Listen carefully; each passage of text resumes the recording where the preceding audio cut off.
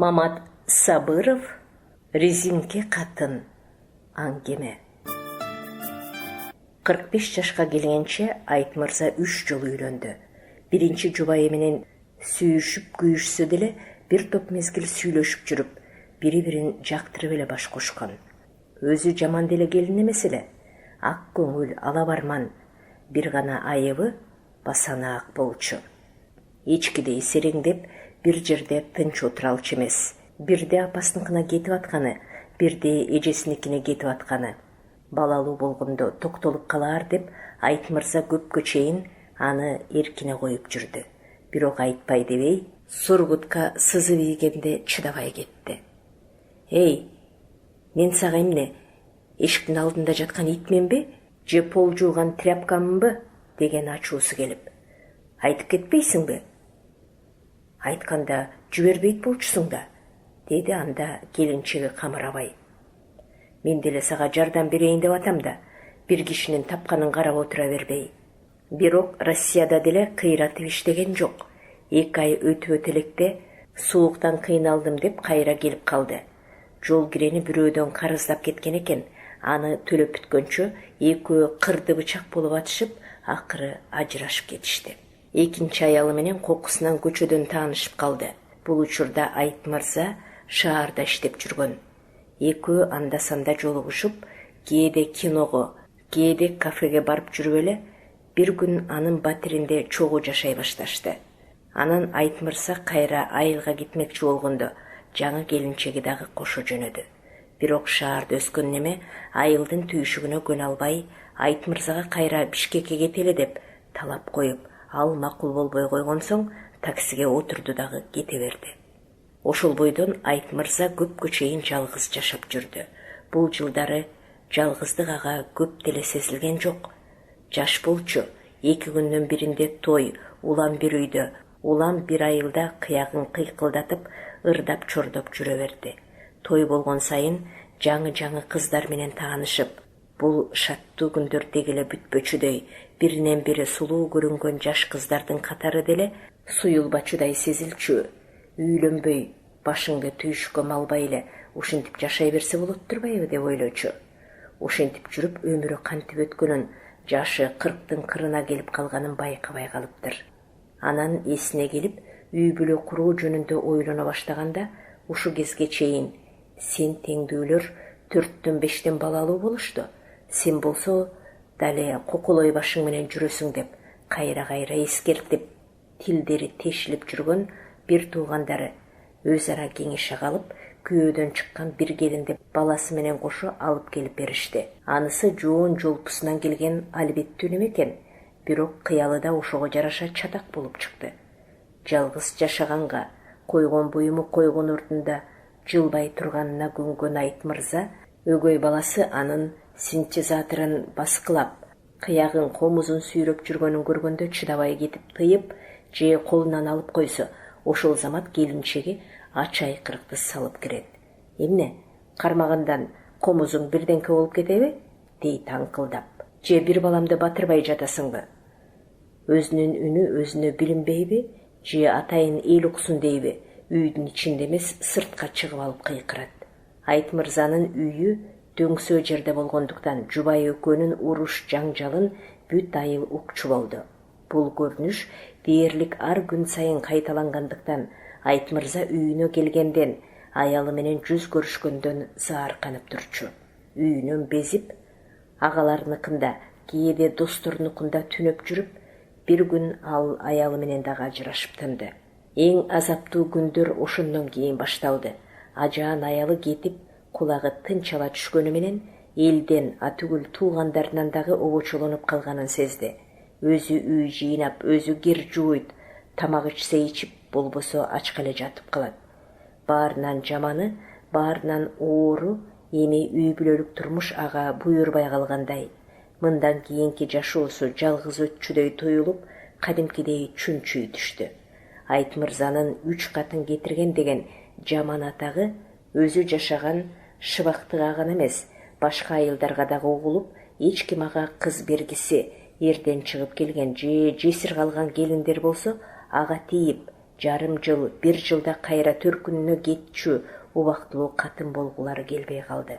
3-чү аялына үйлөнгөндө ар кимиси өз айылындагы башы бош келиндер тууралуу маалымат жыйнап, акыры ошондой бирөө табылган соң бүт тааныштарын мобилизациялап, бүт кадыр баркын салып, алагач беришкен уруунун келиндери дагы эми убактылуу нике үчүн дагы бир байкуштун убалына калып, жаман көрүнгүлөрү келбей четке чыга беришти.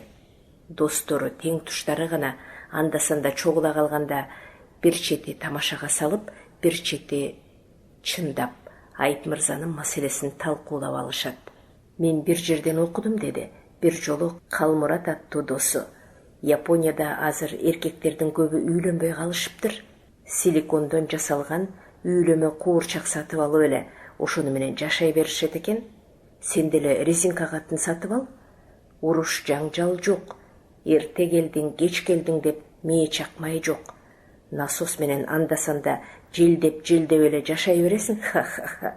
Резинка катынды каяктан табат, деди Энөө Жумадин. Япониядан. Атайын ошон үчүн Японияга бармак беле. Заказ берсе эле келип калат, ал эмес машиналарды деле алдырып атышпайбы? Айт мырза аларга кошулуп калп эле күлүмүш болгону менен жүрөгү телинип, ичинен кан өтөт. Төшөгү мындан ары эч качан жылыбасын ойлоп коркуп кетет. Өткөн кылымда алардын айылында 10 аял алган бир киши болгон экен. Бир жолу айылдаштары ошол кишиден: Азимканова, жаныңызга имнанчалык күч келип, эмнеге 10 катын алдыңыз деп сураса. Балдар, биринчи аялым начар чыгып калды. Эмкисинде жолум болоор деп төшөк жаңыртсам, анысы деле түзүк чыкпады. Кой, кеч боло электе дагы бир жолу бактымды сынап көрөйүн деп дагы бирди алдым. Ал тилинен уу тамган жылаан болуп чыкты. Анан 4-сүнө, 5-сине үйлөндүм. Бир карасам эле 10-су менен жашап атыптырмын. Катындарым биринен бири дурус болгон жок.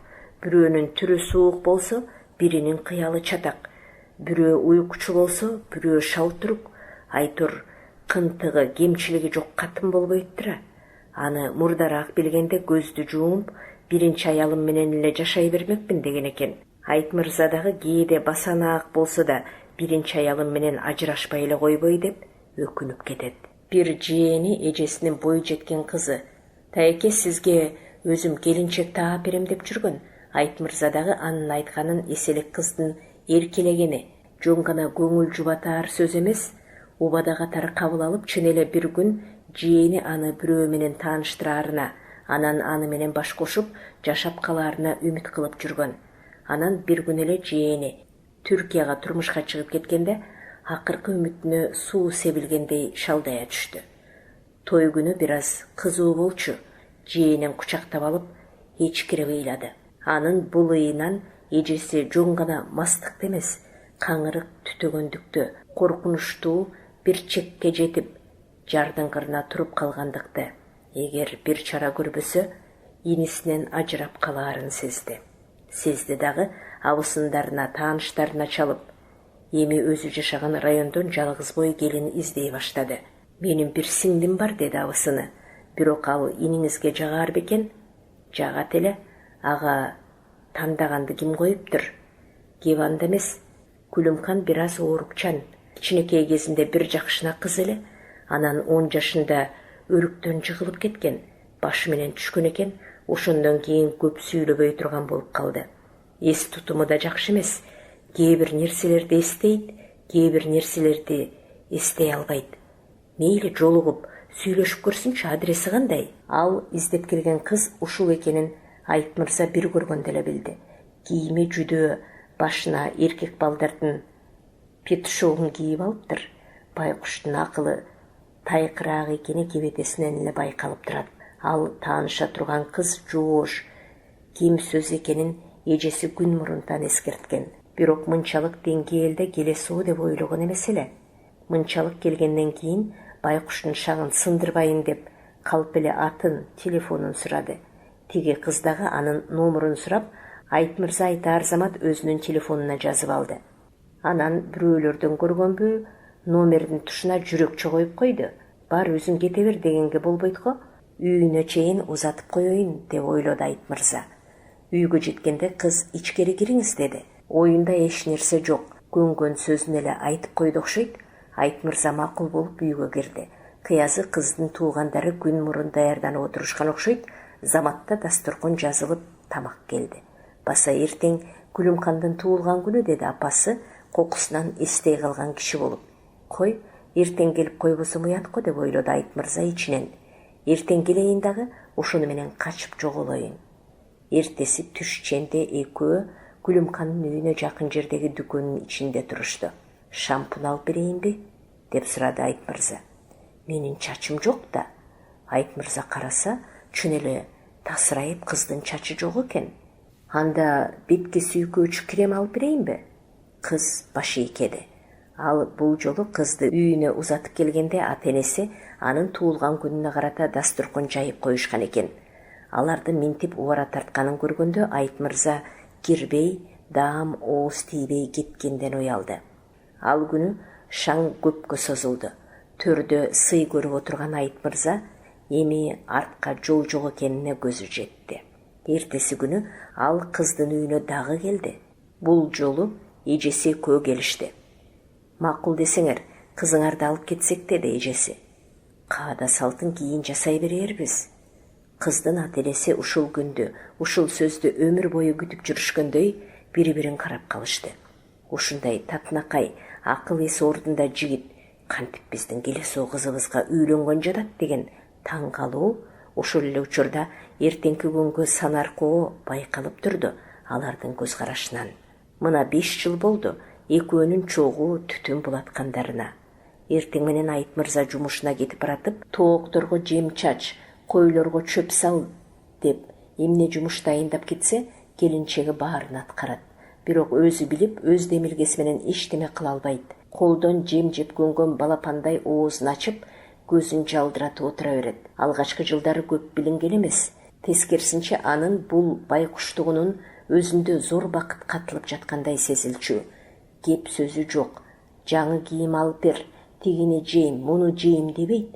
Бирок балалуу болгон соң Айтмырза көрбөгөн азапты көрчү болду. Балдарын дээрлик өзү багат, өзү буламык кылып, кийимдерин өзү которот.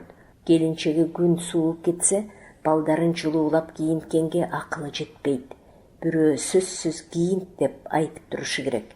Кышында мешке жабышып калбадыбы? Жайында болсо арыктагы сууга кулап кетпедиби деп эки чүрпөсүнөн сарсанаа болуп, тойлорго дагы бара албай калган. Той жок болгондон кийин акча да жок. Карызга белчесинен батты. Бирок ошентсе дагы тагдырына нааразы эмес. Аялын өзүнөн дээрлик 20 жаш кичүү бул бейкүнөө байкушту көргөндө ичи элжиреп кетет. Айтмырзанын кол өнөрчүлүк дагы жайы бар. Өрүктөн комуз чабат. Адамдардын, жаныбарлардын фигураларын жасайт. Бир жолу экөө жаңы үйлөнгөн кез болчу. Үйгө кирип келсе, келинчеги кумура көтөргөн кыздын фигурасын кармап турган экен. Бул эмне? Травма алганбы? Ооба. Мен дей турбайбы? Менин дагы башымда тырыгым бар. Кана, жоолугуңду чечсең? Айтмырза аялынын башындагы оңурайган чуңкурду көргөндө ооз ачылып эле калды. Эсинде мындан көп жыл мурда жанагы кыздын айкелин жасап жатканда жыгаштын оюгу бар экен. Ошол оюк баштын кара куш ченине туш келип калды. Аябай жылмалап, лак сүрткөндөн кийин дагы кичинекей оюк кала берген. Азыр келинчегинин жанагы сөзүнөн кийин ал өз тагдырын өзү жасап алгандай, экөөнүн жазмышы илгери эле аныкталып калгандай сезилди. Жараткан 10 жашында өрүктүн башынан жыгылып, майып болуп калган ушул байкушту баксын, өмүр бою сүйрөсүн деп, ага прицеп кылып чиркеп берип койгондой туюлуп кетти. Күлүмканга үйлөнүп, Айтмырза жыргадыбы же куурадыбы? Бул катыны анын багына туш келген сыйлык болдубу же 3 аялды барктай албаган үчүн берилген жаза болдубу деп тең туштары али күнчө талашып бүтүшпөйт. Бирөөсү анын тарткан түйшүгүн көрүп боору ооруса, кулак мээсин жеп, ар бир баскан кадамын көзөмөлдөгөн ажаң катыны барлар тескерисинче ага суктанышат. Кандай болгон күндө дагы резина катынга караганда жакшы да дейт. Калмурат адатынча каткырып, тирүү жан кыймылдайт, кармаса үн чыгарат. Сіздер белгілі жазуучу журналист Мамат Сабыровтың «Резинке қатын» әңгемесін ұқтыңыздар. Оқыған Кипариса Сурахманова.